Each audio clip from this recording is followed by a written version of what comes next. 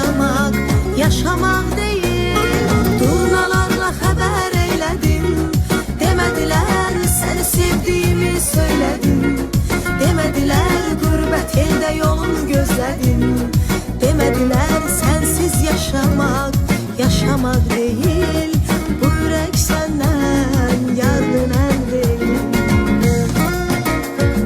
Yollar ayırsa da, dağlar ayırsa da, eller ayırsa da biz ayrılmadık. Yollar ayırsa da, dağlar ayırsa da, eller ayırsa da biz ayrılmadık.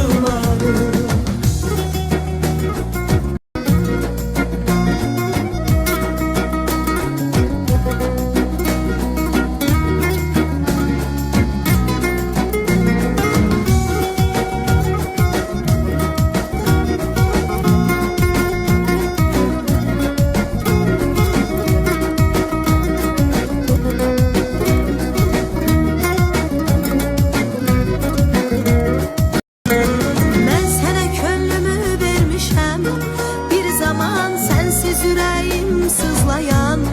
Ne kaman tenha çiçeğinem koyma ki ben solam seller kimi gel, gel apar beni. Ben sana könlümü vermişem, bir zaman sensiz yüreğim sızlayan. Ne kaman tenha çiçeğinem koyma ki ben solam